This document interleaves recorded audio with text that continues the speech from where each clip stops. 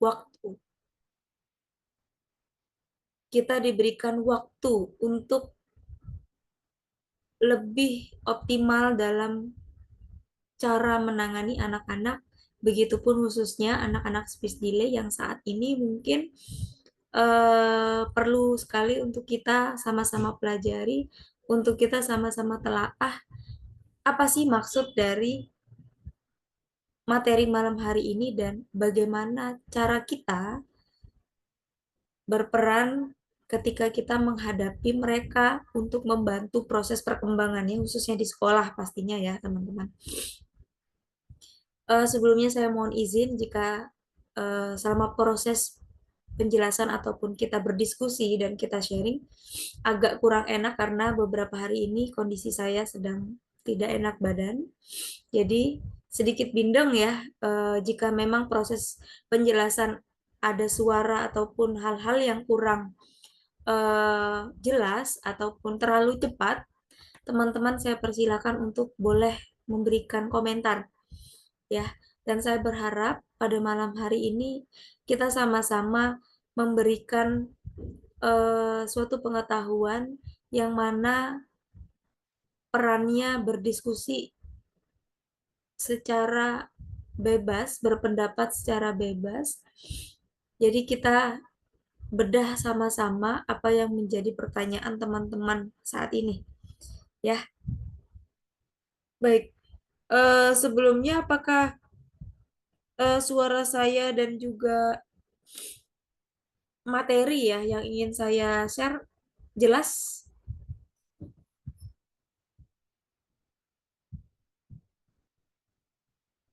Terlihat jelas tidak? Jelas ya?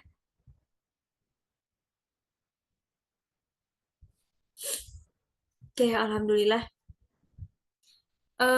Baik semuanya. Jadi untuk hari ini dan untuk pada malam hari ini kita fokus kepada strategi ya. Bagaimana strategi kita dengan kondisi anak yang mengalami speech delay. Bagaimana upaya kita sebagai guru ketika kita menghadapi kondisi anak-anak speech delay. Bagaimana kita juga berinteraksi dengan anak yang kondisinya adalah speech delay. Semua hal apapun yang kita hadapi saat ini, kalau kita tidak berupaya gitu ya, kalau kita sulit dalam mengupayakan, pasti ada masalah di strateginya. Nah, sekarang yang ingin kita bangun, yang ingin kita ketahui adalah strateginya. Aku harus punya strategi, aku harus punya cara, aku harus punya ide. Nah, ini yang harus kita bangun dan yang harus kita ketahui. Saya lanjut, teman-teman. Ada yang tahu tidak apa itu speech delay? Boleh langsung on apa namanya suaranya nggak apa-apa. Un, di unmute juga boleh. Ada yang tahu apa itu speech delay?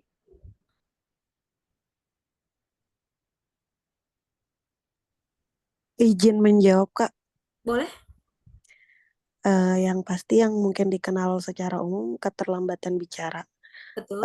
Jika merujuk dari tumbuh kembangnya, mungkin dia tidak apa ya mengalami keterlambatan bicara. Mm-mm. Itu sih sejauh yang saya tahu. Iya, speech delay ini bagian dari bahasa Inggris. Kalau kita maknai secara bahasa Indonesia adalah keterlambatan bicara. Namun, semua hal anak-anak istimewa itu pasti ciri khas pertama adalah ciri-ciri yang paling utama adalah speech delay. Anak yang mengalami kondisi speech delay sudah pastinya bagian dari anak-anak istimewa. Autism juga kondisinya speech delay. ADHD juga ciri utamanya adalah speech delay. Jadi speech delay ini bagian dari ciri pertama kondisi anak-anak spesial. Jadi kita katakan speech delay ini bukan hanya satu diagnosis ya, bukan hanya satu ciri-ciri gitu ya, tapi cakupannya banyak. Jadi kalau misalkan teman-teman di sekolah ada orang tua cerita atau mau masuk sekolah, menyampaikan secara gamblang mungkin, secara spontan, Bu, kondisi anak saya speech delay di sekolah. Kenapa saya sekolahkan? Karena biar bisa bersosialisasi. Ini salah satu orang tua. Pasti selalu kalimatnya biar bisa sosialisasi. Padahal kita lupa sebagai peran sekolah pertama adalah kita harus menggali keseluruhan dari tahapan perkembangannya. Bukan hanya speech delay saja. Kalau terlambat bicara gampang ya kita stimulus ya, tinggal kita ajarin ya. Tapi kita harus tahu dengan kondisi anak yang speech delay ini perilakunya seperti apa. Nah, yang inilah yang harus kita gali sama-sama. Jadi untuk teman-teman pada malam hari ini, baik itu perannya guru ataupun wali kelas ataupun hanya privat dan lain sebagainya, ini penting banget untuk kita benar-benar gali sepenuhnya. Speech delay ini beragam dari perilaku, respon, reaksi, segala hal ketika emosinya sepenuhnya belum bisa dia penuhi gitu ya, keinginannya misal.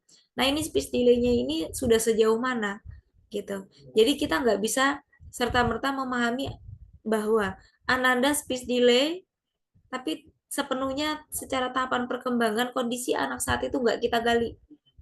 Baiknya harus kita gali untuk mempermudah cara kita mengetahui sejauh mana sih perkembangannya, sejauh mana sih kemampuannya, dan sejauh mana kondisi yang memang perlu searjen apa ya yang harus kita tindak lanjuti. Itu ya teman-teman ya. Nah, berbicara speech delay, ada dua. Bicara itu beda dengan bahasa ya. Nggak sama ya. Tapi sebelum berbahasa, tentu dia harus bicara dulu. Dan kita harus benar-benar pahami maksud dari bicara. Bicara ini kemampuan komunikasi verbal. Yang paling pertama, atau koordinasi neuromuskular. Maksud dari sini, ada kontrol motorik. Kalau misalkan kontrol motorik yang kita katakan untuk bagiannya bicara, itu oral motor. Oral motor itu ada beberapa bagian. Kalau kita bahas penuh tentang speech delay ini bisa berhari-hari ya teman-teman ya. Ini saya singkat saja. Jadi oral motor itu ada di bagian bibir. Bisa melihat ya ekspresi dan juga apa yang saya tunjukkan. Ada di bagian lidah. Lalu tenggorokan, lalu rahang. Bagian kontrol motorik oral motor ini atau otot ini bagian dari kelompoknya, tugasnya. Secara tidak sadar ketika kita berbicara, area oral motor ini bergerak. Betul ya? Itu kemampuan komunikasi itu didasari dengan koordinasi neuromuskularnya. Kalau anak nonverbal secara oral motornya, koordinasi motoriknya, oral motornya belum sepenuhnya bergerak dengan optimal, bisa kita katakan itu salah satu kesulitan anak berbicara. Coba buka mulut. Kalau kita buka mulut apa ini yang bergerak? Rahang ya. Kalau kita meminta anak untuk meniup, yang bergerak bagian apa? Bibir. Dan rahang juga pipi. Kalau kita minta anak untuk melihat giginya, apa yang bergerak? Bibir dan area pipi. Jadi ini bagian dari memori otot nih. Kontrol motoriknya nih, oral motornya ini. Ini bagian awal dasar komunikasi verbal. Secara tidak langsung, bahasa ini didasari dengan apa yang harus kita bangun di area ini. Jadi teman-teman harus benar-benar sepenuhnya paham tentang dasar awal mula anak berbicara itu yang harus kita bangun itu apa. Gitu. Misal kita ambil tisu ya, atau kita pegang inilah tisu ya. Coba tiup. Anak belum mau untuk meniup atau mengeluarkan nafas dari paru-paru ya, dari mulutnya, belum ada angin yang keluar, itu udah pasti anak mengalami kesulitan bicara. Jadi anak yang terlambat bicara, kita harus lihat segala hal kondisi dia di area oral motornya, kontrol motoriknya dia, gitu. Makanya ada massage oral ya, sikat gigi dan lain sebagainya. Jadi bicara ini penting banget. Makanya saya bilang tadi bicara itu nggak sama dengan bahasa. Jadi bicara itu paling dasar itu adalah nih area ini. Bibir, rahang, lidah, tenggorokan. Anak yang masalah ada picky eater ya, kalau teman-teman biasanya orang tua, kita suka nanya kalau terlambat bicara. Bun, kalau pola makannya apa? Anak saya picky eater banget nih, Bunda. Misalnya, Bu, Mams, Miss, misalnya. Yang dimakan itu-itu aja. Oke. Sudah pernah dicoba makan buah? Baru aja makan pisang, sudah dilepeh karena pisang teksturnya lembek. Nah itu, yang koordinasi oral motor ada di bagian lidah tadi ya. Bagian pengecapan itu anak harus mencoba. Anak picky eater, anak bicara itu udah pasti picky eater. Gitu. Udah pasti dia sulit mengkoordinasi makanan atau benda yang ada dalam mulutnya. Atau menyimpan makanan nih. Ya, kalau lagi dia makan dia nggak mau ngunyah, suka disimpan di bagian kanan pipi atau kiri pipi, di gemuk gitu ya. Nah itu harus kita perhatikan sekali. Kenapa harus kita perhatikan? Rahangnya nggak bergerak sempurna, rahangnya nggak bergerak seoptimal itu, gitu. Terus ada anak makannya maunya berkuah aja, biar ketelan gitu ya. Makanya apa? Nasi kok, oh, nasinya diapain? Pakai kuah, harus pakai kuah. Kalau nggak mau pakai kuah nggak mau makan. Oh iya, gitu. Karena apa? Air itu buat dia ngedorong makanan, bukan dengan menelan. Tenggorokan untuk apa? Menelan. Gitu. Jadi penting sekali proses anak menelan itu harus kita perhatikan, mengunyah, mengelola makanan. Dari dia merasakan makanan, gitu. Tapi gimana Bu, cara agar anak ini mau ngunyah? Biasanya ya, dengan kasus-kasus saya menghandle anak itu, saya minta orang tua itu tekstur makanan dulu yang saya coba. Kalau anak-anaknya picky eater, karena apa ini kaitannya bicara. Kita tuntasin dulu deh tentang bicara kasus-kasusnya seperti apa ya, teman-teman ya. Kalau anak yang memang buah deh yang paling pertama.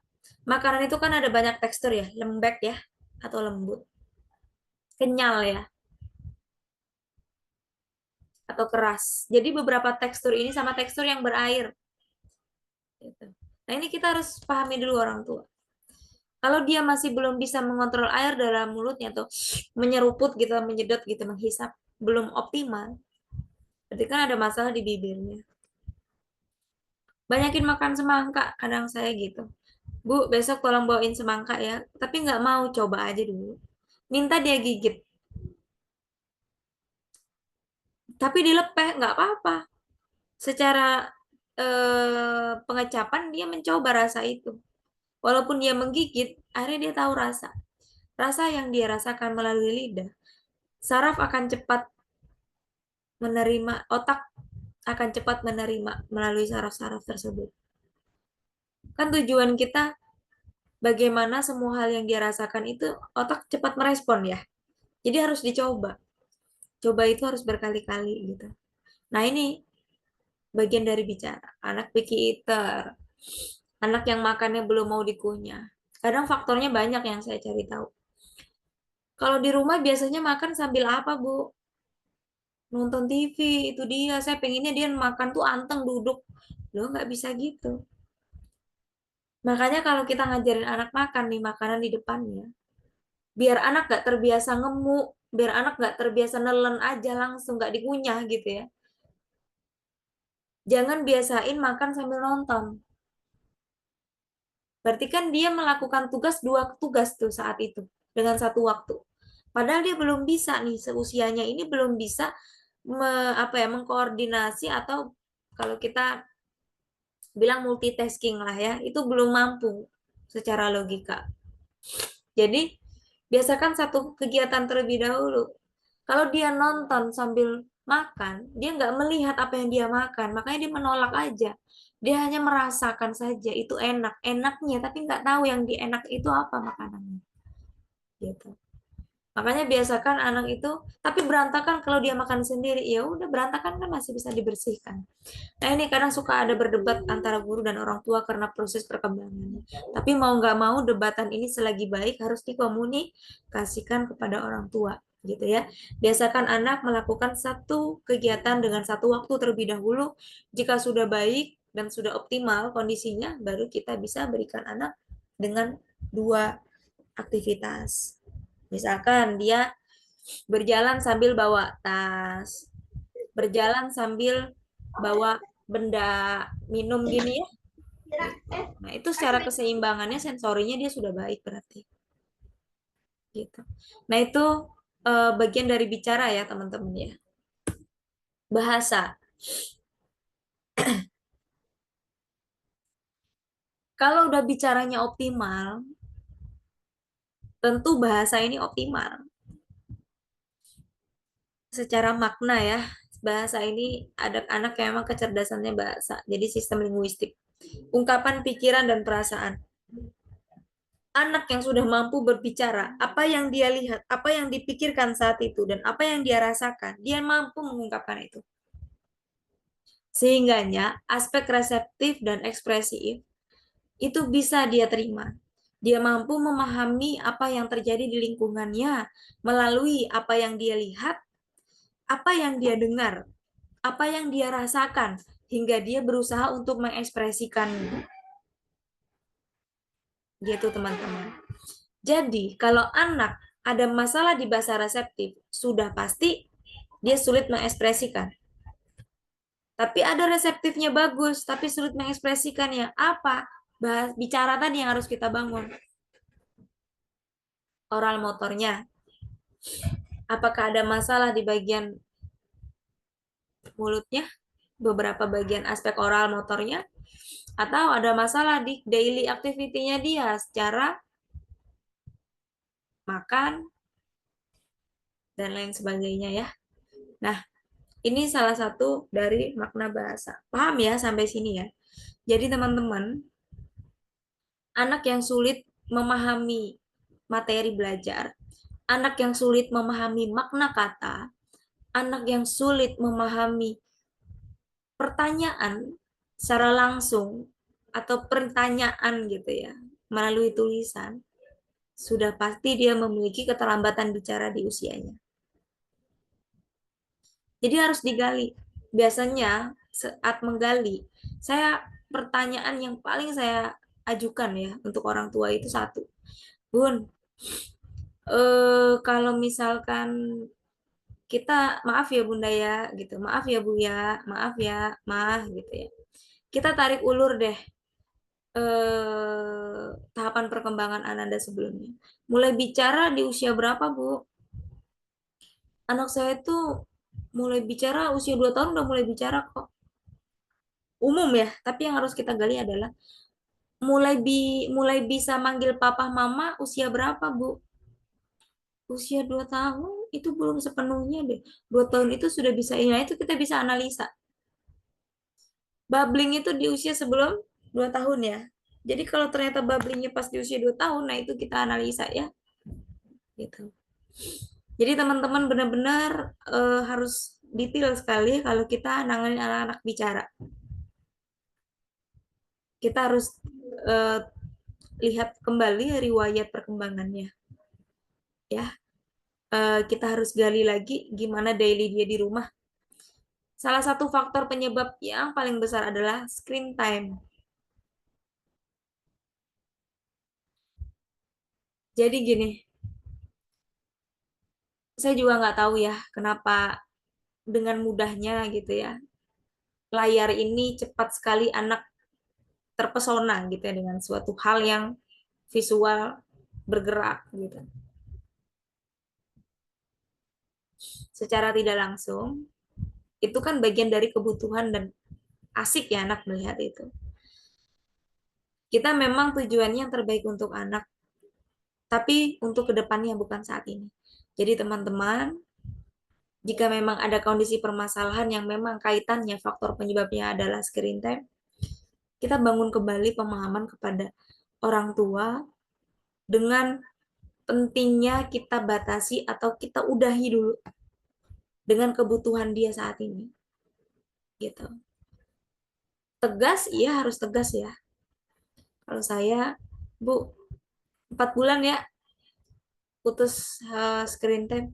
Waduh, anak saya akan tantrum nih.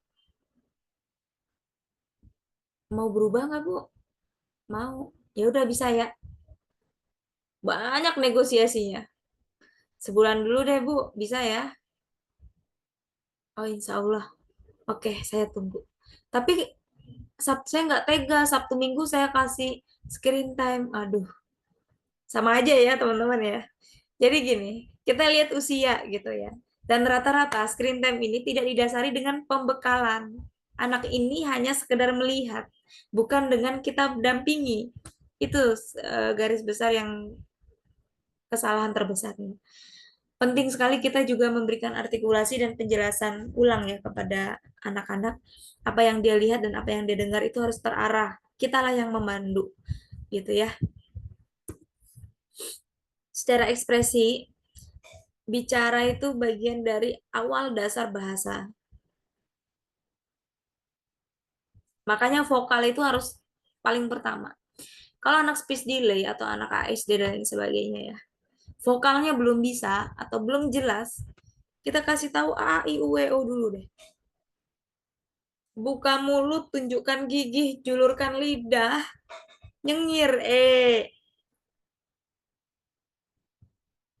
coba tiup, mimik wajah dengan segala hal oral motor massage ini bagian dari simbol bahasa. Baru yang terakhir adalah tulisan dan bahasa tubuh. Jadi ini penting banget ekspresi ini kita munculkan kepada anak-anak. Terkadang anak-anak yang terlambat bicara belum tentu mimik wajah sesuai. Betul ya? Gitu. Makanya kita kalau ngenalin anak bicara gini, bener-bener dibuka mulutnya. Buka mulut. Lihat ibu. Buka mulut. Kadang saya menggunakan jari agar anak kita peragakan bahasa tubuhnya dia. Berapa lebar dia harus membuka. Jadi nggak hanya ekspresi buka banget gitu. Karena saya coba buka, buka saya bantu dengan jari. Dia udah buka mulut, tapi pita suaranya belum sepenuhnya terdengar gitu ya. Nggak apa-apa, kita bantu untuk pegang area ini. Tenggorokan itu kan kalau kita bersuara bergetar ya. Diminta anak untuk megang tenggorokan kita. Kita sambil bersuara gitu. Minta anak terus untuk pegang tenggorokan ini, leher ya, area leher kita. Kita terus bersuara secara tidak langsung. Apa yang dia raba, apa yang disentuh, apa yang dia dengar, itu otak akan merespon. Gitu teman-teman. Gitu ya. Jadi secara tidak langsung otak ini akan merespon. Terus secara kontinu, secara terus-menerus kita kenalkan hal itu. Lama-lama dia akan bisa meniru vokal hingga merasakan mimik wajah dan merasakan oh caranya seperti ini, bunyinya begini, oh ekspresinya seperti ini. E, I itu menunjukkan gigi loh ternyata. Gitu. Nah, ini ekspresi ini harus benar-benar kita kenalkan. Makanya rata-rata terapi bicara itu bukan hanya suara, rata-rata habis suaranya. Dan juga ekspresinya harus benar-benar optimal mungkin, harus olahraga wajah emang. Lebih optimal banget bawa kaca atau cermin. Diminta anak untuk melihat dirinya sendiri, meniru, melihat langsung mimik wajahnya seperti apa. Itu bagian dari simbol bahasa. Begitu ya, teman-teman ya. Untuk kita melihat kondisi dulu. Jadi sebelum kita paham cara menangani anak speech delay, kita harus tahu dulu apa itu speech delay dan faktor penyebabnya dan masalah yang saat ini yang sering terjadi di kalangan kita ya, di lingkungan kita pastinya. Nah, ini dia. Proses persepsi bicara. Jadi, ada auditori. Auditori itu apa? Pendengaran ya.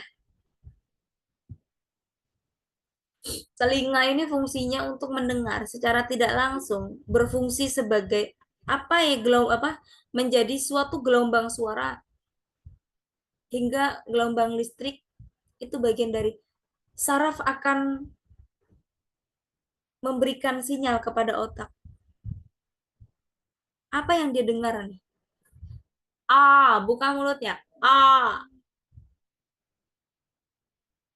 Terus terus sentrum tuh seperti listrik. Terus dia akan mendengar apa itu gimana sampai kesel anak mendengar suara itu seperti apa. Lama-lama dia teriak sendiri secara nggak langsung. Iya, itu hebat. Memang agak marah terkesan, tapi dia mau menirukan dengan susah payahnya.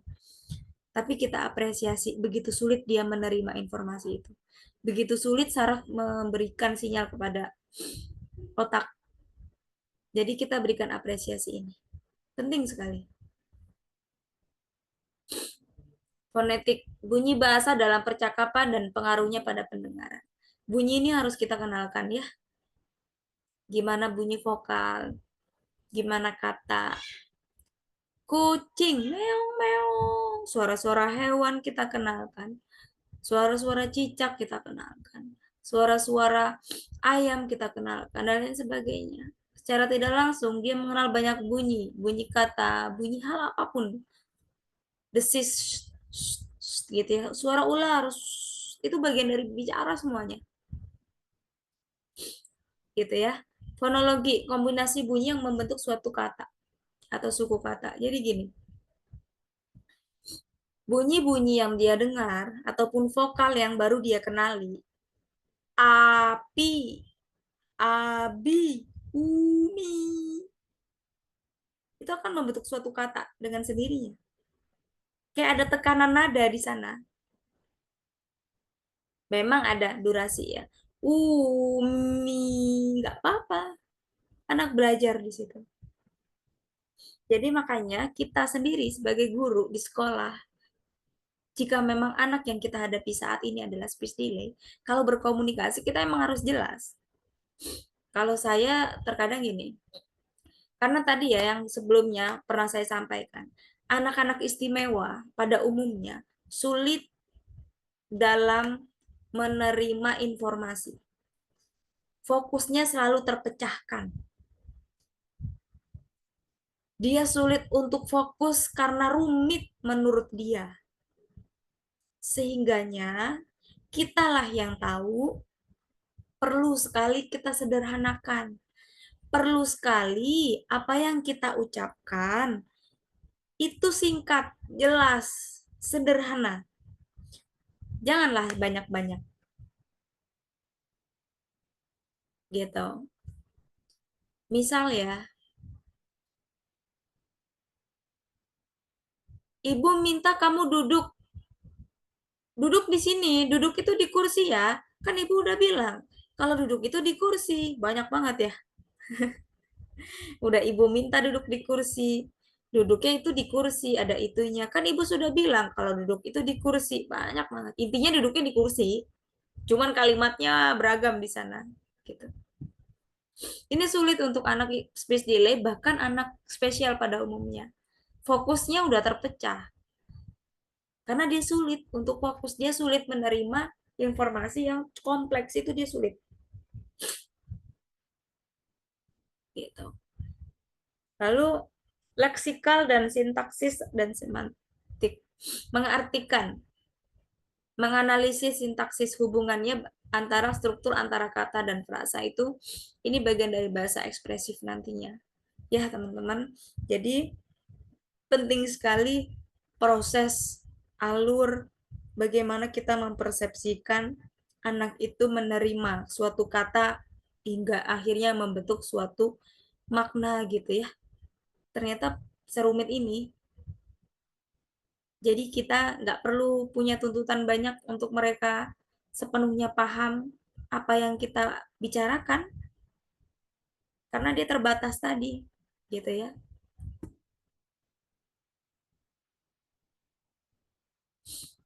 Nah, komponen bahasa.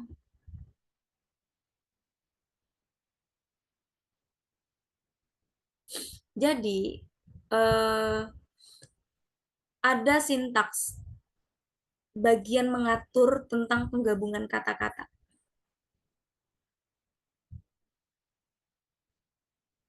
Bagaimana bisa membentuk suatu kalimat. Cara menggabungkan kata-kata. Sebelum menjadi kata kan ada cara ya. Sebelum kenal suatu kata itu pasti ada gabungan konsonan dan vokal ya. Nah, ini harus kita pahami. Yang paling mudah itu vokal. Semudah itu anak harus dibangun dan dibantu. Makanya mengatur tentang sebuah kata dibentuk kayak a gitu. Hingga morfologi tadi ya. Aku, i itu, i ini, a air, a apa gitu ya. Terus fonologi mengatur bunyi dari bahasa. Tentang apa? Struktur, distribusi dan urutannya seperti apa bunyi-bunyi ini. Dan tadi aku. Anak saya, anak didik saya itu sulit banget bilang ak. Gimana ya Bu cara ngelatih Kak? Orang tua bertanya. Biasain gini nih Bu, suruh minta anak pegang ini nih, kak gitu. Kadang saya ngelatihnya untuk dia minum gitu ya. Kelok apa? Kita kelek-kelek di air gitu ya. Gitu. Nah, latihan untuk tenggorokan itu bergerak. Kalau melatih huruf K dan G bagian tenggorokan. Keselak tapi Bu, nggak apa-apa. Yang penting dia tahu fungsi tenggorokan itu apa. Semantik mengatur tentang arti kata dan rangkaian kata.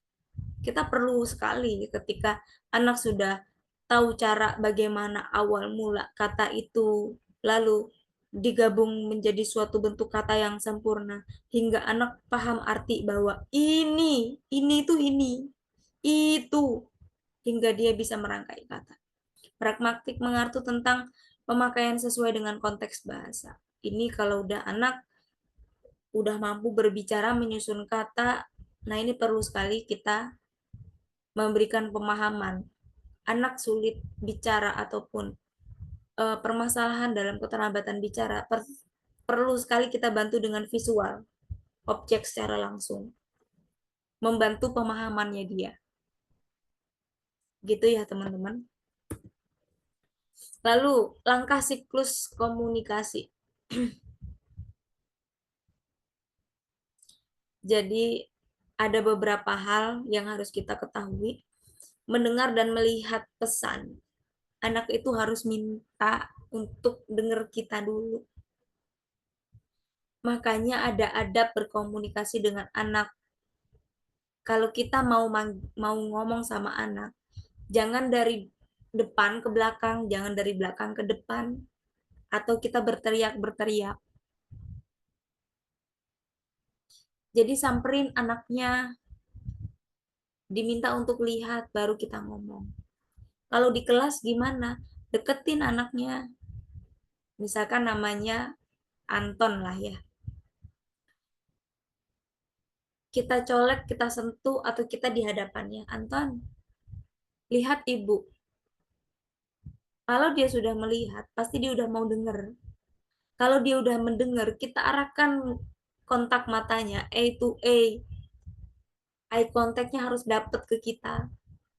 Kalau anak cuma mendengar doang, itu mudah dia untuk menepis pendengaran ini, nggak bisa sepenuhnya dia terima informasi itu di otaknya dia. Pastikan harus melihat sumber bicaranya itu di mana, sumber suara itu dari mana, gitu. Makanya ada permainan-permainan bayi itu untuk suara tepuk-tepuk, tepuk kanan. Saya kalau sebelum misalkan asesmen gitu ya kepada anak itu, jadi yang saya lihat adalah tepuk. Awalnya dia terlambat bicara. Saya minta nih cerita kasus anaknya, anak saya belum bisa bicara di usia 2 tahun. Di rumah, tapi kalau dengerin musik dia joget. Tapi saya minta untuk ke THT, nggak ada masalah. Akhirnya saya latih gini. Saya hanya tepuk tangan di telinganya aja. Dia langsung ngeliat tangan saya. Saya tepuk tangan di hadapannya dia. Dia ngeliat tangan saya. Akhirnya dia sedang bermain, saya ngumpet di belakang pintu. Saya tepuk tangan di belakang pintu tanpa terlihat. Anak tersebut mencari di mana sumber suara itu. Akhirnya ketemu bahwa saya bersembunyi di belakang pintu. Nah, ini bagian dari apa? Dia mendengar dan dia berusaha mencari apa yang dia lihat. Terus bagaimana ketika anak mendengar tapi nggak mau lihat? Arahkan untuk dia melihat. Dan kita juga posisi kita jangan berdiri. Posisi kita jangan jauhan. Pastikan di jarak segini nih, sejengkal. Ya, teman-teman ya. Jidat sama jidat, mata sama mata, sejajar. Gitu. Ada apa bagian dari cara ya kalau kita mau pengen anak itu ngedengerin kita. Kalau kita mau ngenalin kata juga ke anak, sama, lihat, bukan hanya kata, buku. Ya dia udah tahu itu buku. Ada anak yang perlu bantuan visual, kita berikan gambarnya, buku ini buku. Kita berikan objeknya atau kita pegang, ini buku. Kalau anak masalahnya di sensori, dia harus megang, dia harus sentuh, dia harus buka, dia harus coba coret. Anak yang masalah sensori, dia harus semua hal harus dicoba. Gak bisa hanya sekedar mendengar dan melihat. Gitu. Makanya jangan salahkan. Anak melihat buku, kita kenalkan buku, terus bukunya dirobek-robek. Bukunya dibuang. Gitu. Bukunya dilempar. Dia senang. Kenapa? Karena dia baru tahu buku itu buku. Gitu. Jadi anak istimewa itu ya teman-teman. Kalau dia udah kenal satu kata baru gitu ya. Satu kata baru yang menurut dia mungkin asing gitu ya. Dan menarik kata buku tadi, bahkan gambarnya menarik, ada beragam gambar lah di sana. Pasti ketika dia di tempat lain atau hal tempat baru lah, lingkungan baru, atau dia ngeliat temen yang ngeluarin buku, otomatis itu sama dia diambil, dipegang-pegang, dibawa-bawa, dilempar, diambil. Terkadang kita yang salah memaknai bahwa dia ngambil barang temannya, dia mengganggu temannya, dia nggak bisa ngomong, maksud dia apa? Itu yang harus kita telaah bersama. Ditunggu ya teman-teman. Ibu mau tanya dulu. Iya, kamu pegang buku. Kamu juga punya buku loh ternyata. Oke, besok ibu bilang ke mama ya untuk bawain buku ya. Dia ketawa, dia happy. Sekarang bukunya kita kembalikan ke teman. Oke? Temannya diminta untuk baik-baik bicara. Mau minta buku. Belajar Ananda untuk menghargai satu sama lain dengan kita ya. Yang harus menjembatani itu. Nah, itu bagian dari kalau kita mau mengenalkan banyak kata. Problem solvingnya harus sedetail itu. Terus memahami arti kalimat, langsung dengan praktek, langsung dengan sentuhan. keputusan respon apa yang akan diberikan. Nah, ini kalau anak-anak yang sudah bisa berbicara, gitu ya. Keputusan cara yang digunakan untuk merespon. Secara tidak langsung anak sudah mampu memilih bunyi kata jika akan merespon secara verbal. Dia berusaha meniru apa yang dia dengar, mengulang kata dari kita. Makanya kalau ada anak ini, siapa namamu? Siapa? Gitu ya. Diulang lagi pertanyaannya. Siapa kamu? Kamu. Aduh, oke. Nggak apa-apa, jangan salahin, nggak apa-apa. Oh, dia belum tahu kalimat tanya. Jadi kalau teman-teman bertemu dengan anak speech delay ataupun masalahnya di bahasa, terus ketika kita tanya atau kita berbicara, dia ulang lagi kalimat dari kita, ekolali ya, membeo misalnya gitu. Berarti jangan berikan pertanyaan terlebih dahulu kepada anak tersebut. Berikanlah pernyataan. Sebelum pertanyaan, pernyataan dulu gitu. Sama kayak kita belajar lah ya. Ada Andi menuju ke rumah teman yang bernama Budi menggunakan sepeda. Apa yang digunakan Andi? Kendaraan apakah itu? Sepeda. Kenapa? Karena dia sudah tahu ceritanya, sudah tahu pernyataannya, hingga akhirnya dia mampu menjawab pertanyaan. Sama halnya seperti itu. Jadi kalau anak yang sulit menerima makna ataupun kata tanya, berikanlah pemahaman terlebih dahulu dengan pernyataan. Itu konteks dasar sekali. Lalu anak-anak yang sudah bicara, peringatan buat perintah atau menanggapi berupa kata-kata dan tulisan. Dengan sendirinya anak sudah bisa mengontrol ini.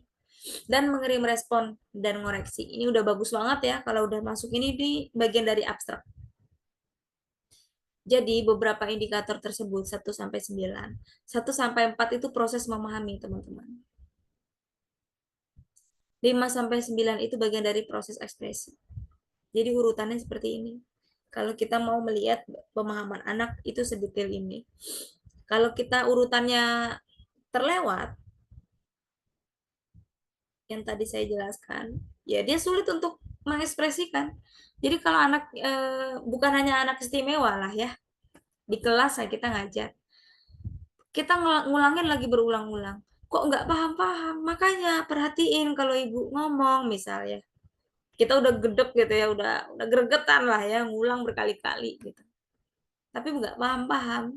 Nah itu harus kita pahami. Kira-kira dia ngelihat kita atau enggak? Kira-kira dia denger enggak? Kira-kira visual kita udah belum nih gambarnya? Gitu kira-kira anak udah paham belum makna kata yang kita ucapkan?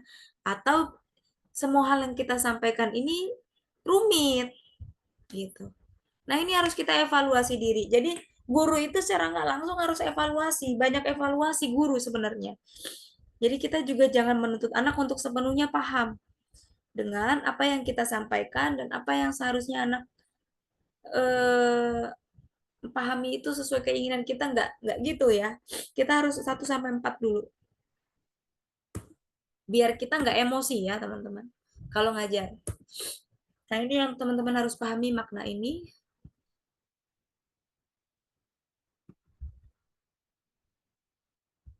Ada suara. Suara itu pengalihan aliran udara dari paru. Nah, kalau kita terapi bicara atau cara ngajarin anak-anak terlambat bicara, anak mengeluarkan suara dari mulut, ada udara nggak sih yang keluar? Ada ya. Coba teman-teman, mata, ada ya. Nafas kita keluar ya. Gitu. Makanya tadi penting banget anak itu harus bisa niup. Terus fonasi, suara dari pita suara, itu penting sekali. Dan artikulasi. Artikulasi apa ya artinya? Ada yang tahu nggak?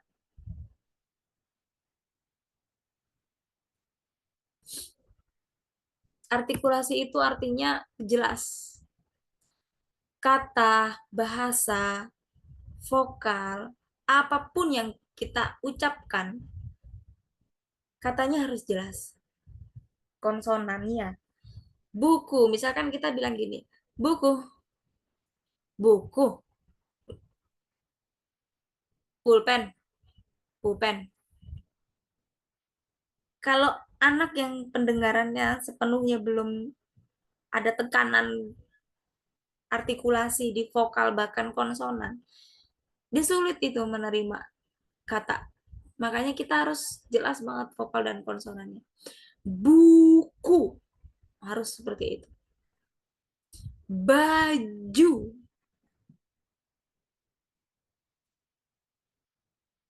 kaki, ulang lagi. Harus pakai jeda, santai aja. Ngajarin anak istimewa ataupun anak terlambat bicara, kita harus santai. Kaki, 3 kata tadi, buku, kaki, dan lain sebagainya ya.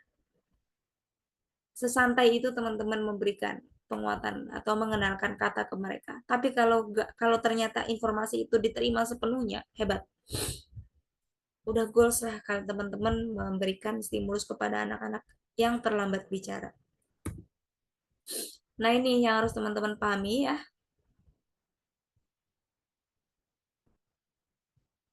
Perkembangan kata. Jadi, di usia 12 bulan, anak itu sudah harus bisa 2 kata selain mama dan dadah ya. 14 bulan 3 kata ditambah dengan mama dan dadah tadi. 16 bulan 5 kata itu udah termasuk mama dan dadah. 18 bulan 10 kata vocabulary ya, udah masuk ke kosakata. Makanya penting banget anak-anak sekarang kita harus banyak kenalin kosakata. Walaupun dia masih babbling ngoceh gitu ya. Ta ta ta ba ba ba ba ta ta ta ta. Kita terus kasih tahu mama, papa, baju. Pelan-pelan kita harus kasih tahu. Secara tidak langsung, kata yang kita berikan, kata yang kita ucapkan, yang kita sampaikan, itu diterima. Dan dia nanti akan memproses informasi itu hingga proses usia itu berkembang. 24 bulan udah 300 coba. Dari yang 10 kata ke 300 lumayan kan ya? Gitu. Begitupun seterusnya, 450 kata, 1000 kata, 1200 kata, 1500 kata, 1900 hingga 2200 kata. Jadi, anak berkomunikasi harus kita stimulus secara tidak langsung gitu.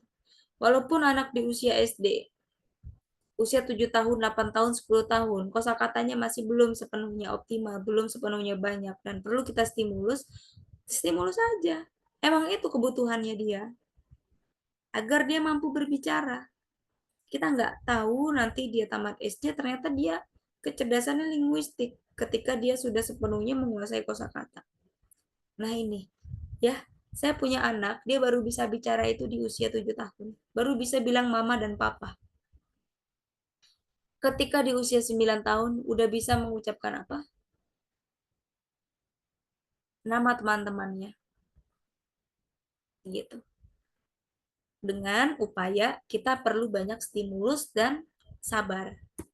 Gitu ya teman-teman ya. Nah ini, cara menangani anak speech delay. Ada 3. Jalin kontak mata dulu ya sebelum interaksi. Penting sekali.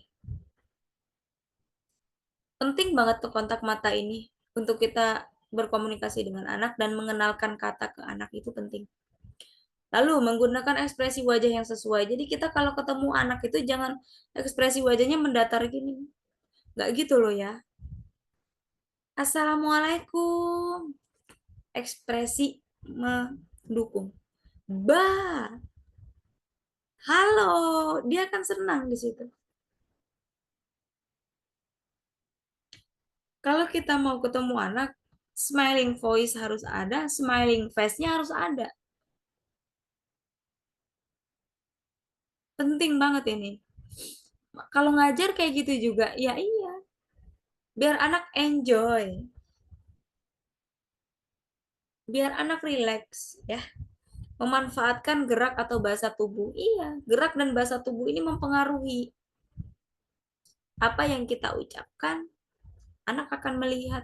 Oh begini, kemarin aku melihat ibu itu A-nya gini loh tangannya. Berarti aku ingat-ingat. Jadi anak itu akan ada simbol apa yang dia ingat di sini. Gitu. Jadi penting banget. Terus kemarin ambil, ketika diajarin kata ambil, ibu ngarahin tangan aku untuk ke benda itu. Ini otak yang berbicara. Oh, berarti itu ambil. Akhirnya otak memaknai itu ambil. Akhirnya mulai diverbalkan ambil dan digerakkan lagi tangannya yang mengarah ke benda itu ambil. Nah gitu. Jadi otak itu berbicara bahwa itu namanya ambil loh. Akhirnya direspon oleh pergerakan, oleh tubuh, oleh otot melalui sinyal-sinyal saraf yang dari otak tadi. Ya, jadi itu harus kita optimalkan sekali. Ini yang paling penting ya, cara menangani anak. Nah, ini pembahasan terakhir. Metode pembelajaran di sekolah. Ada 4 yang saya tulis hari ini. Jadi, teman-teman, cara pemberian instruksi itu harus kita berikan ya, harus optimal lah ya. Cara pemberian instruksi. Kenapa? Pemberian instruksi yang kita berikan itu yang tadi ya, artikulasinya jelas, harus pas. Bukan hanya sekedar kita gini ya, ambil itu bukunya di atas meja. Nggak gitu. Jadi kita kasih contoh. Ambil buku, taruh. Oke, hebat. Kalau sudah selesai, simpan. Ini tasnya. Kita kasih taruh tasnya. Ambil dulu bukunya. Kita angkat, kita bawa, simpan di dalam tas. Akhirnya dia paham. Tapi satu, antara instruksi pertama, instruksi kedua, instruksi selanjutnya, ini harus kita berikan spare waktu untuk anak bisa apa ya, bisa memproses informasi itu. Rata-rata anak speech delay ini dia perlu waktu ya, lemot lah ya, lambat gitu. Jadi gini, misalkan saya minta satu instruksi dulu deh. Saya minta anak untuk dia ngambil benda atau dia lempar bola lah ya. Pindahkan bola ini warna hijau ke warna ke tempat yang warna hijau. Tolong pindahkan warna hijau ke keranjang warna hijau. Dia bingung. Ada 3 di situ. Jadi harus satu-satu. Ambil bola. Ambil. Taruh. Secara nggak langsung itu mindahin. Jadi kalau instruksi pindahkan, anak tuh belum paham. Jadi satu instruksi kata kerja dulu. Kalau nggak mengajarkan anak speech delay, kata kerja dulu. Gitu. Kata kerja itu penting sekali. Ambil, taruh. Berdiri, berjalan, melompat, duduk, buka sepatu. Cara buka sepatu kita urutin. Tarik talinya. Tolong arahin tangannya pelan-pelan. Jadi itu, ya, itu bagian dari intervensi. Intervensi yang dari saya itu, intervensi yang saya lakukan itu ada 2. Intervensi fisik, intervensi verbal. Intervensi verbal kita arahkan melalui kata yang jelas. Tadi, instruksi yang jelas, itu verbal. Intervensi fisik, kita berikan yang pertama adalah modeling, contoh dulu. Kita minta anak ambil, tapi anak nggak tahu ambil itu apa, gimana caranya. Kita dulu ngecontohin dengan gerakan ambil. Anak nggak tahu, coba kamu sholat, berdiri, sholat yang baik, tangannya seperti ini. Kalau anak belum bisa menirukan instruksi itu, kita modeling, kita contohkan modelnya dia. di depannya dia atau di sampingnya dia. Lihat tangan ibu gini ya, gitu. Modeling. Tapi kalau belum juga berulang instruksi itu kita contohkan belum mau, kita arahkan itu udah Mbak. Udah secara fisik kita bantu secara fisik. Fisik bantuan. Kalau kita mau ngebantu anak, hindari area tangan. Menulis juga gitu. Misalnya nih pensil, kita minta dia menulis gitu ya, contoh. Jadi ini pulpen ya, pen. Biasanya pulpen gini, yang kita pegang kemana teman-teman? Ini ya, jari ya. Coba saya nulis terus teman-teman megang jari. Saya dibantu sama guru megang jari. Bisa nggak saya bergerak? Nggak bisa loh. Bisa nggak nih? Nggak bisa bergerak. Yang gerakin siapa? Guru ya. Gitu. Makanya intervensi fisik ini secara prom kalau udah sentuhan fisik, hindari hal-hal yang memang membuat anak itu sulit untuk bergerak, stuck gitu. Terus apa? Nah, ini kan bagian motorik halus. Motorik halus itu kan ada bagian-bagiannya ya, pergelangan, jari, lengan ini. Jangan mematikan ini. Sedangkan ini harus bergerak gitu. Tapi apa? Ini yang bagian ini yang harus kita pegang nih, lengan. Tapi ininya nggak akan rapi coret-coret seperti ini. It's okay. Emang ada tahapan mencoret, ada tahapan menulis. Ya belum sampai kalau kita minta untuk dia menulis huruf A, orang dia masih tahapan mencoret-coret.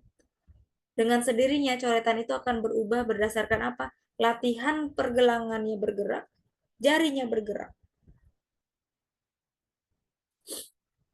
Itu motorik halus yang sesungguhnya. Jadi pemberian instruksi itu harus tepat, cara kita intervensi juga harus tepat karena kita menunggu anak merespon.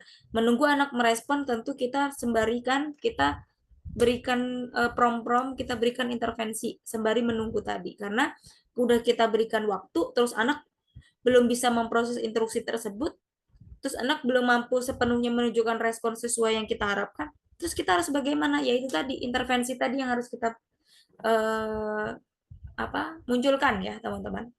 Yang kedua, pembelajaran berbasis konstekstual. Artinya gini, kalau teman-teman memberikan tugas ataupun materi, baiknya tentang kehidupan sehari-hari dulu. Kalau life skill-nya belum berkembang, ya kita make connection dengan materi di sekolah pastinya. Jadi guru bersama anak-anak ataupun dan juga orang tua pastinya sama-sama mereview aktivitas yang pernah dia lakukan. Contoh, dia belajar bahasa Indonesia, memaknai gambar. Karena biasanya dia suka buka buku, bolak-balik melihat gambar. Itu yang teman-teman berikan.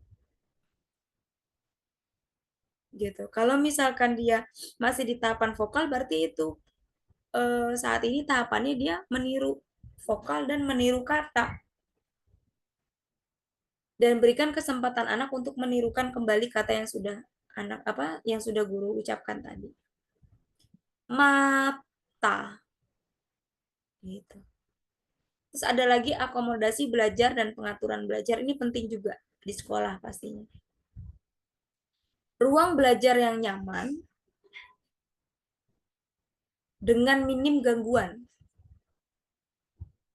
Oh, ini harus kita berikan ya. Agar anak bisa lebih fokus nih ngedengerin, memperhatikan. Jadi kalau misalkan kita nggak belajar gitu ya, ada tukang tetangga atau siapa gitu ya, lagi ngeborong, itu anak udah distraction. Ada anak yang sudah bisa audionya lebih baik, udah bisa mengkoordinasi banyak bunyi suara, ya dia it's okay, dia akan bertanya, itu apa, suara apa itu, dia terus bertanya, nggak nyaman lah intinya. Ada yang dia menutup telinga, ada yang dia ngamuk, ada yang lari-lari, macam-macam ya perilaku anak gitu. Nah ini penting banget, yang paling pertama adalah kondisi ruang belajar yang memang optimal. Kalau di sekolah boleh untuk modifikasi kurikulum dengan disederhanakan. Terus dan juga memberikan instruksi dalam pelaksanaan belajar ke murid itu harus benar-benar terbatas. Kemampuan ekspresifnya harus benar-benar dibantu dengan media, benar-benar dibantu dengan gambar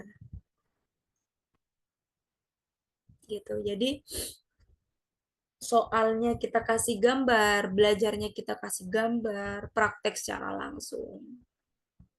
Lebih detail memang, lebih lama waktunya. Loh, daripada banyak-banyak dia nggak bisa ya. Dia stres, kita juga stres. Dikit aja kita santai, dia dapetinnya juga enak gitu. Terus yang keempat adalah kehadiran aktivitas dalam menstimulasi anak. Jadi, sembari proses itu berjalan, kita juga perlu hadir sepenuhnya menstimulasi anak dengan apa? Oral motor yang tadi sudah saya sampaikan. Banyakin bermain, meniup, gelembung balon, semua hal tentang oral motor. Biasanya anak tantrum kalau udah kita stimulus, kita latih itu anak tantrum. Karena dia perlu tenaga yang ekstra, ekstra kalau dia harus mengenal kosakata banyak.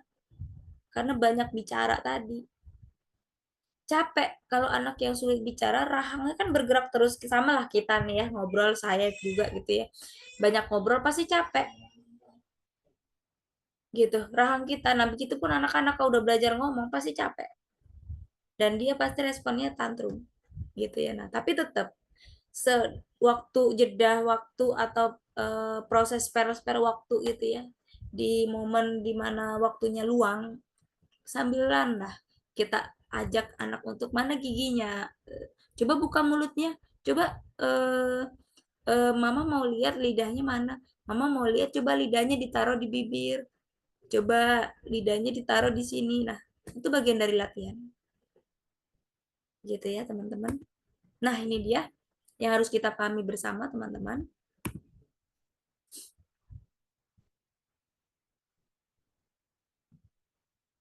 Mengajar anak dengan speech delay tidak hanya fokus pada aspek komunikasi ya. Banyak aspek lain yang harus kita perhatikan seperti perkembangan secara fisik, kematangan sensori, dan memperhatikan gangguan ataupun hambatan yang anak miliki. Tadi yang di awal banget saya sampaikan, anak speech delay itu bagian dari ciri paling pertama untuk anak-anak special needs semua hal. Jadi jangan pernah remehkan anak-anak terlambat bicara, harus benar-benar kita perhatikan semaksimal mungkin dan kita harus cari tahu sejauh mana sih speech delay-nya. Ya, mungkin itu saja dari saya untuk teman-teman semuanya. Dan saya izin serahkan langsung kepada Pak Sarul untuk sesi tanya jawab. Mohon maaf lahir dan batin. Saya akhiri materi hari ini. Wassalamualaikum warahmatullahi wabarakatuh.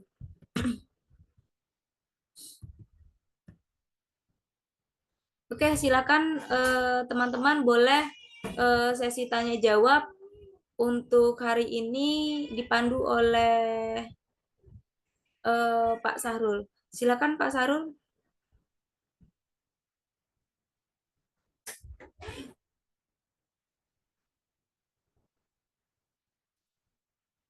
Oke, saya izin langsung, sepertinya ada kendala sinyal juga ya.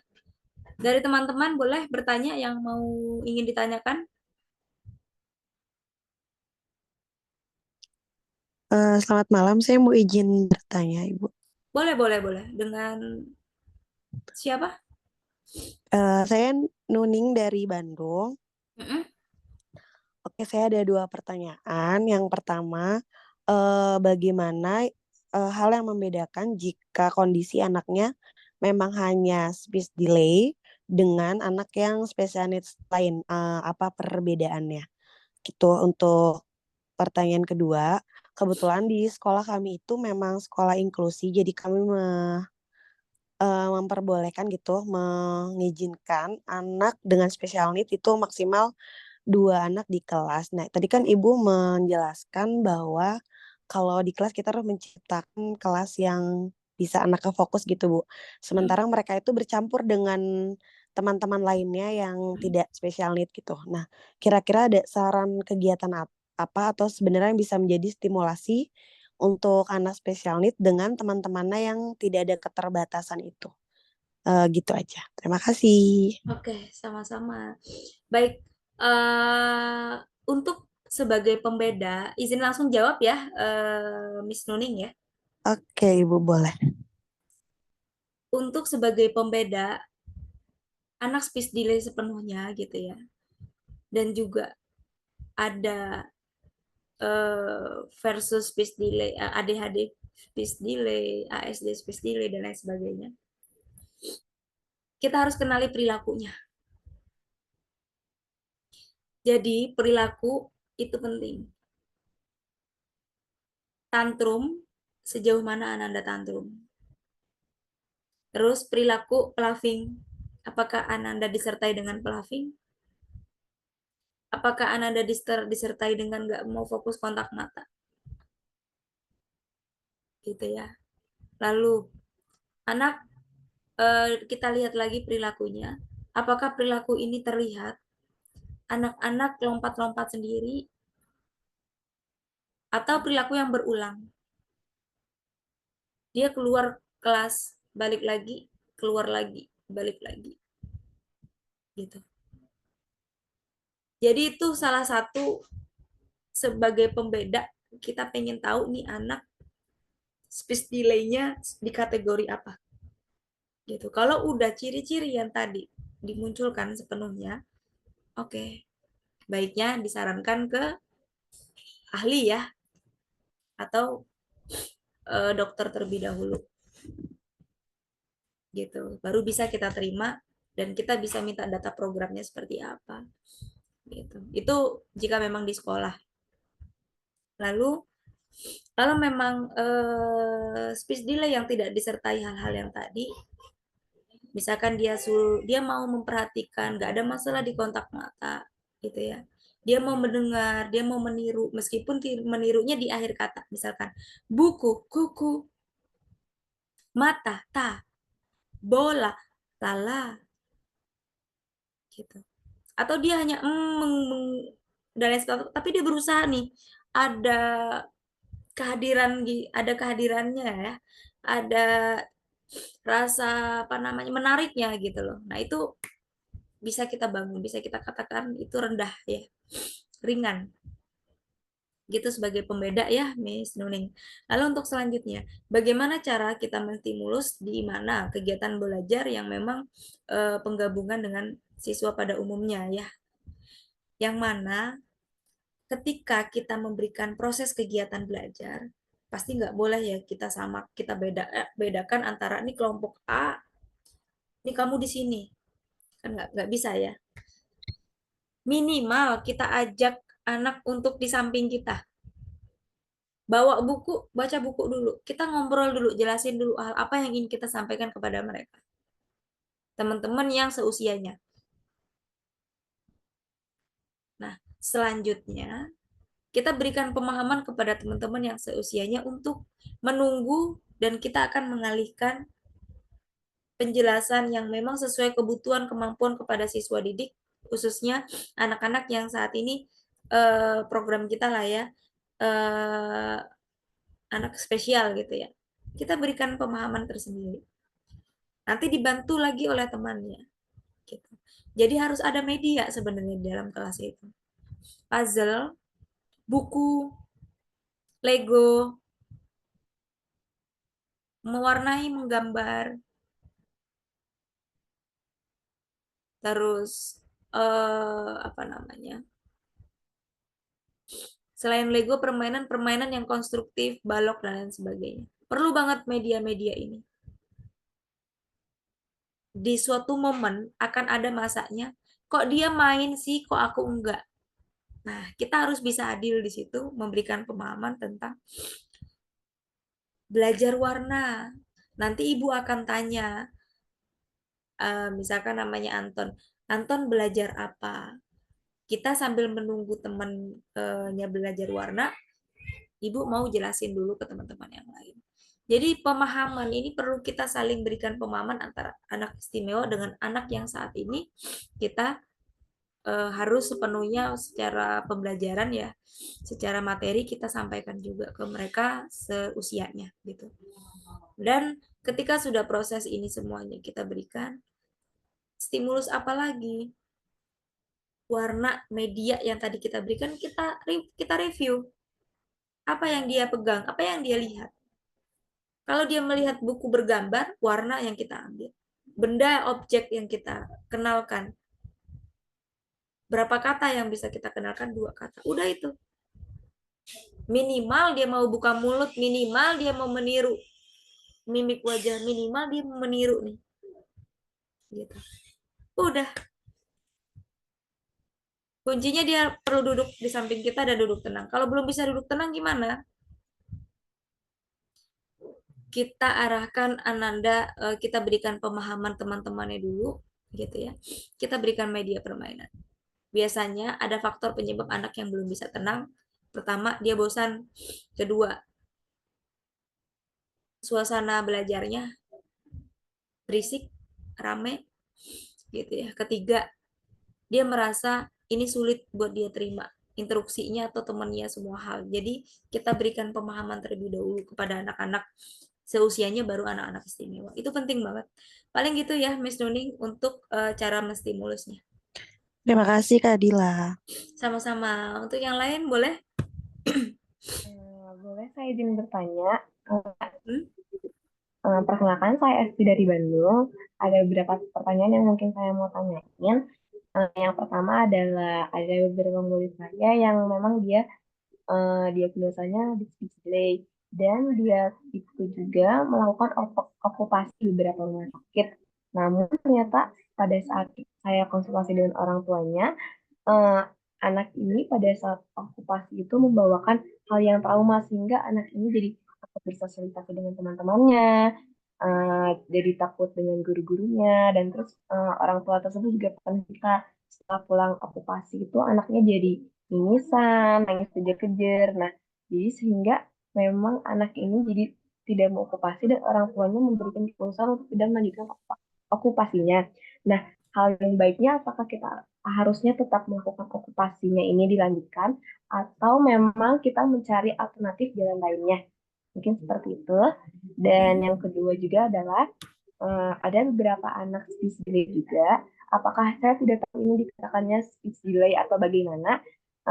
Dia itu tidak bisa untuk bisa berdialog bahasa Indonesia, tapi sepertinya dia diberikan tontonan yang berbahasa Inggris sehingga bahasanya itu bilingual.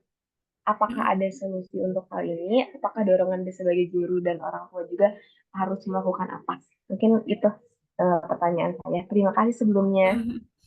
Oke, tadi yang di awal saya masih belum terlalu jelas, Kak. Jadi anak ini dia terapi okupasi. Nah, iya, betul. Mm-mm. Terus dengan kondisi anaknya sekarang, Masih ada gangguan untuk berbicara, Kak. oh oke oke oke, Iya. iya iya ya, paham. Oke, saya izin langsung jawab ya, Kak Esti ya. Jadi kita harus lihat kebutuhan anaknya dulu. Urutan terapi itu gini ya. Bicara itu terkadang pengaruhnya anak terlambat bicara. Ada beberapa dasar. Sensorinya bermasalah, perilakunya bermasalah. Jadi belum optimal, perlu dibangun, perlu distimulus untuk optimalan bicaranya. Gitu. Kalau misalkan saat ini okupasi, baiknya bersamaan dengan bicara. Terus bicara ini harus kita terapi sekaligus kita bangun di rumah pola daily komunikasinya. Screen time-nya harus hilang, banyakin bermain peran, banyakin berbicara.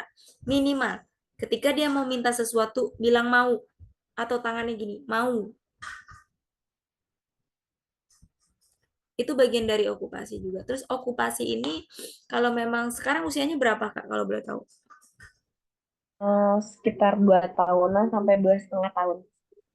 Oke, 2,5 tahun harusnya terapi sensori dulu sama sama bicara harusnya. Karena okupasi nanti kalau dia sudah optimal di sensori, gitu ya. Banyakin di sensori, gitu ya. Terus sensorinya optimalkan, terbanyak terlebih dahulu, baru dibicara. Kalau udah sensorinya udah lebih baik, insya Allah bicaranya bisa lebih baik. Gitu. Nanti bicara gabungannya, kalau udah SI masuk perilaku.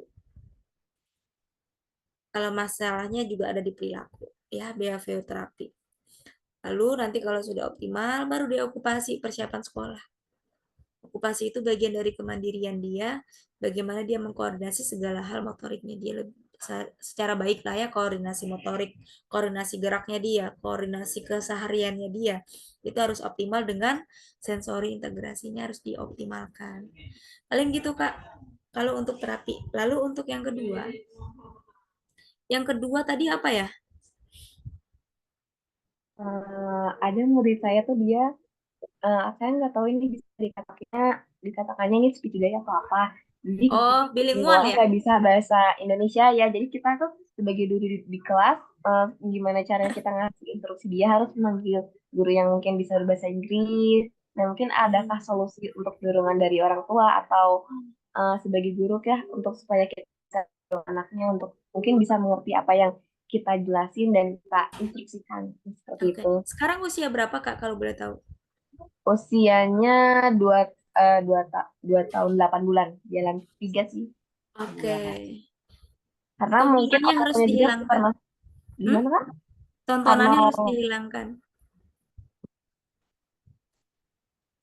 karena orang tuanya ini konsultasi dengan saya itu Mm-mm. memang diberikan tontonannya yang berbahasa Inggris Mm-mm. gitu.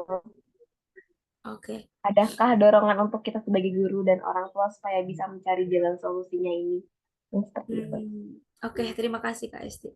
Ya, yang pertama, karena usianya berjalan 3 tahun ya, screen time-nya harus dihilangkan. Hindari dulu screen time dan juga yang berbahasa Inggris. Tolong banget kerjasamanya kepada orang tua jika memang ingin optimal di perkembangan bahasanya. Lalu, di rumah harus perbanyak mengenal kosakata baru. Oke, kecerdasan anak secara bahasa linguistik gitu ya, dan dia sudah mampu meniru kata bahasa Inggris, kita nggak bisa salahkan, itu bagian dari kecerdasan dan kemampuan anak. Tapi sudah seharusnya yang pertama yang harus kita kenalkan adalah bahasa Indonesia. Jika anak mengucapkan bahasa Inggris, cara kita mempola jangan bilang salah. Contoh ya, kita megang pulpen, anak bicaranya apa? Pen, pen. Betul.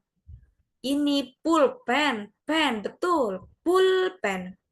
Kita artikulasikan dengan bahasa Indonesia, gitu. Terus dia bilang lagi, dress, dress, dress, mau dress, misalnya dia mau pakai baju tapi dia bilangnya satu kata doang, bendanya doang yang dibilang dress, dress gitu ya. Baju, apa? Baju. Nggak jadi kan karena dia mendengar tadi ya yang paling awal adalah bahasa Inggris. Ya udah gimana lagi? Kalau kita salahkan, ya nggak, otak akan merespon itu salah gitu ya. Khawatir ngeblok segala hal informasi yang dia pengetahuan yang sudah dia tahu, yang dia kenali. Tapi cara kita mengarahkannya dengan kita memberikan makna bahasa Indonesianya untuk dia meniru ulang bahasa Indonesia yang sudah kita sebutkan, gitu. Banyakin kenal kosakata terlebih dahulu karena yang tadi materi yang beberapa slide beberapa gitu ya, tahapan bahasa, berapa kosakata yang harus kita kuasai itu dulu. Perbanyak perbanyak vocabulary dulu, perbanyak kosakata dulu. Karena itu tahapan dia berbahasa, berbicara. Kalau dia sudah banyak kosakata, minta sesuatu dia bilang mau minta. Dia mau ngambil sesuatu izin, dia mau keluar dia ucapkan mau keluar. Dia mau pakai sepatu dia ucapkan pakai sepatu. Dia mau minum dia ucapkan aku minum. Semua hal itu yang dia lakukan kita verbalkan, itu bagian dari stimulus bahasa gitu. Lama-lama kalau di rumah juga optimal dengan cara seperti itu, bagus. daily-nya. Biasanya anak akan ngamuk sih, karena sesering itu dan seintensitas itu. Pasti akan muncul di perilaku. Dia akan merasa ini bukan pola saya, ini hal yang baru. Tapi mau nggak mau harus kerjasama dengan orang tua bahwa semua hal yang dia lakukan, semua hal daily aktivitas yang akan dia kerjakan, pastikan harus kita verbalkan dengan bahasa Indonesia tadi. Gitu saran buat saya ya di sekolah gitu. Walaupun dia bahasa Inggris komunikasi, kita dengerin dulu, jangan dipatahin, jangan dipotong. Oke, sekarang Ibu mau izin ya pakai bahasa Indonesia. Misalkan Esti mau apa, misal gitu ya. Ibu Esti mau ambil baju, boleh minta kita dulu deh yang memulai. Lama-lama dia akan I want misal gitu.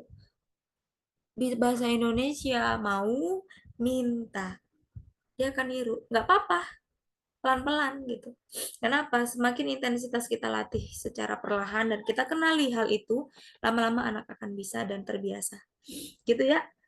Paling itu Kak. Ada lagi teman-teman? Silakan.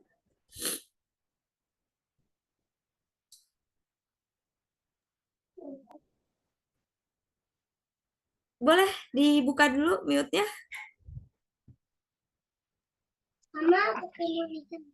Kalau kamu mau izin bertanya ya, Boleh silakan.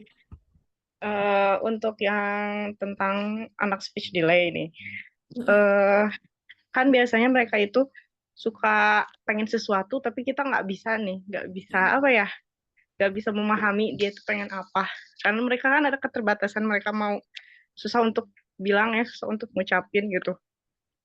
Saat dia tantrum, apa kita harus memisahkan dia dikasih space atau tetap barengin aja sama teman-temannya gitu? Oke. Jadi gimana kita kalau misalkan seperti itu, kalau ada anak yang harus misalkan dia tantrum, terus kita harus kadang-kadang anak-anaknya sedang belajar kondisinya, apa kita harus memisahkan dia sendiri atau tetap kita ikutin kemauannya dia apa gitu?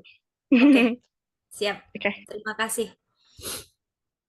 Oke, saya izin jawab. Jadi ini kesulitan semua guru mungkin ya. Kalau lagi di kelas anak tantrum, di sisi lain ganggu anak-anak yang lain.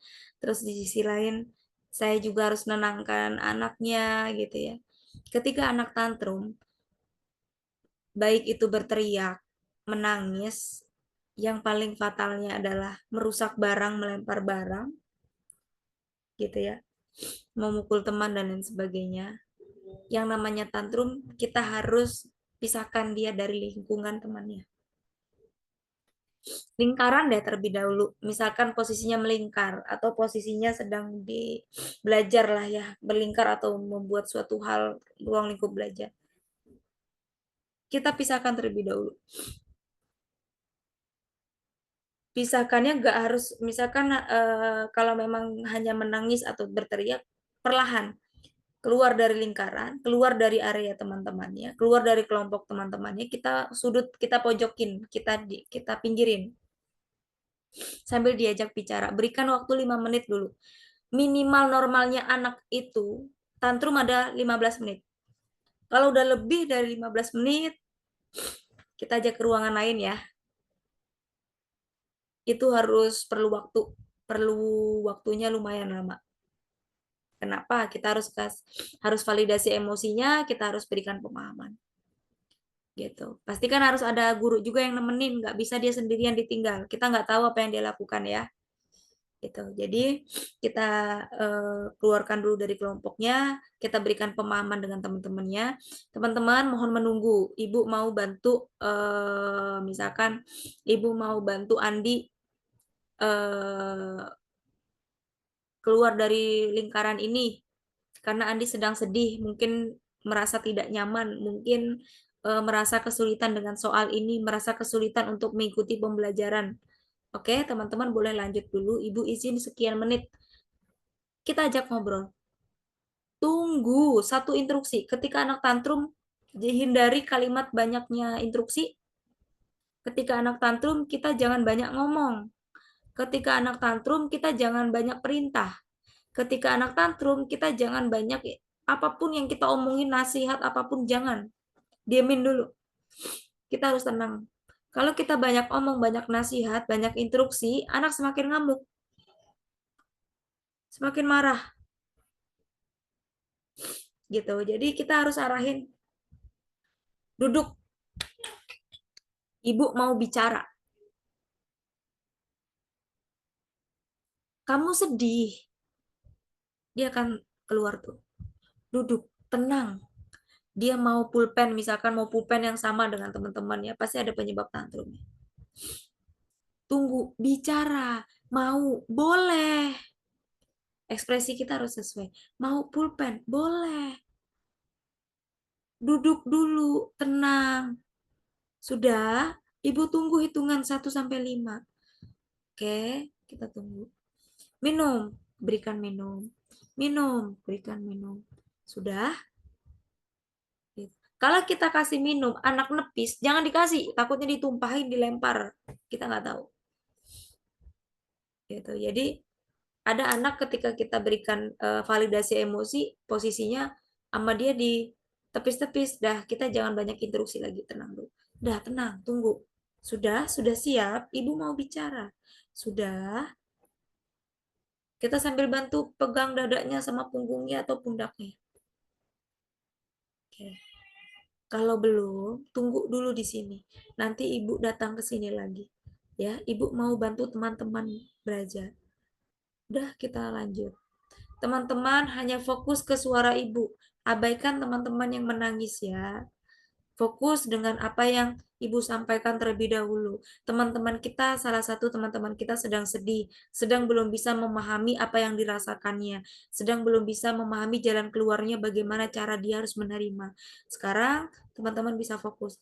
Ketika kita sudah mengarahkan teman-teman yang lain, kita lanjutkan kembali fokus cara kita memvalidasi emosi anak yang saat ini harus kita tenangin. Gitu. Apa namanya? Kak Tiara, ya salah satu penanganan cara menghindari anak tantrum. Cukup jelas atau ada yang kurang jelas? Iya, cukup jelas, betul seperti itu. Misalkan kalau apa ya, si asisten teachernya nih, mereka jadi nggak bisa fokus sama anak-anak yang lain, terus tetap aja dia tantrum sendiri gitu, nangis kan, jadi kitanya yang kesulitan ya, Mm-mm. maunya apa gitu kan. Mm-mm. Jadi kita yang suka ini maunya apa, dikasih ini nggak mau, benar. Kadang kata kakak tadi ngomong, kalau misalkan dikasih minum malah betul ditepis gitu, kita jadi Jangan suka dikasih, serba jangan salah. dikasih. Iya, malah jadi serba salah sih, benar. Biarin dulu, biarin dulu. Udah bisa ngomong belum? Satu kata aja. Enggak, dia kalau bisa tantrumnya itu lebih ke nangis aja sih gitu. Oh, berarti dia Sama, banyakin validasi emosi. Sama di rumah ya. Di rumah harus optimalin, harus diseragamin. Di rumah kalau misalkan dia muncul perilaku itu, jangan langsung dikasih keinginannya. Gitu. Karena yang paling banyak kan di rumah nih. Jangan, kita juga perlu gali misalkan ke di rumah, eh, mama misalkan gitu. Ma, kalau di rumah gimana ya ketika keinginannya belum terpenuhi, apakah nangisnya belum bisa berhenti? Iya, akhirnya daripada berisik saya kasih aja. Oh, caranya nggak gitu. Gitu. Nah, ini di rumah harus seragam. Harus seragam, polanya harus sama. Kalau memang kita mau fokus dia bicara gitu. Dan kalau dengan tangisan seakan-akan keinginannya akan dipenuhi, ya dia akan menangis terus, terus perilaku dia terus menerus akan menangis gitu.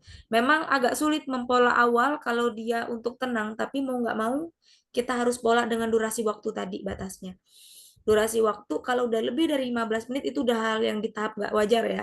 Jadi udah sulit, kita ngasih pemahaman itu harus butuh waktu banget. Dan maksimal anak itu kalau udah enak validasi emosinya 15 menit. kayak cukup kasih Kak infonya. Oke, sama-sama. Jangan banyak omong juga kalau anak tantrum, bilangin ke orang tuanya juga. Bu, kalau misalkan anak ada tantrum, kitanya tenang ya Bu, jangan banyakin instruksi, jangan banyakin nasihat, jangan banyak ngomel. Gitu. Ntar anak nggak apa, malah makin marah. Oke. Gitu. Oke, ada lagi? Kalau tidak ada, Saya langsungkan ke Pak Syahrul. Ada lagi teman-teman? Oke, mungkin kita cukupkan. Saya masih menunggu. Ada lagi? Oke, silakan Pak Syahrul untuk melanjutkan kegiatan malam hari ini. Oke, baik. Terima kasih Bunda Dila atas pemaparannya. Kira-kira gimana dari teman-teman? Jika masih ada yang ingin bertanya, boleh dipersilakan karena waktunya ini masih ada juga, masih satu atau dua yang masih ingin bertanya atau kayak ada sesuatu yang ganjel nih dengan anak-anak di sekolah atau gimana? Mumpung masih ada Bunda Dila di sini. Kalau besoknya kemungkinan Bunda Dilanya lagi kegiatan ini. Gimana teman-teman? Cukup? Oke, cukup sepertinya. Boleh dilanjut. Ya, baik. Terima kasih kepada Bunda Dila ya atas pemaparannya tentang strategi penanganan anak speed delay di sekolah gitu ya. Saya juga terima kasih kepada teman-teman partisipasi yang telah aktif dalam webinar kita pada malam hari ini. Semoga apa yang disampaikan oleh Bunda Dila itu semoga bermanfaat bagi kita semua dan memberikan dampak positif bagi anak-anak kita juga, dan semoga kita semua dapat terus belajar dan berkembang dalam mendampingi anak-anak juga. Semoga apa yang kita bahas pada malam hari ini bermanfaat ya. Dan juga jangan sungkan untuk saling berbagi dan berdiskusi lebih lanjut. Kita juga ada dalam grup ya. Sampai ketemu lagi di kesempatan lain di webinar berikutnya ya. Sekian demikian, apabila ada salah kata atau kekurangan dari saya mohon maaf sebesar-besarnya. Saya akhiri webinar pada malam hari ini. Saya ucapkan wassalamualaikum warahmatullahi wabarakatuh. Terima kasih. Izin live ya. Terima kasih Kak Dila. Nanti boleh ya bertanya ya di grup ataupun Japri. Saya senang juga untuk sharing ya.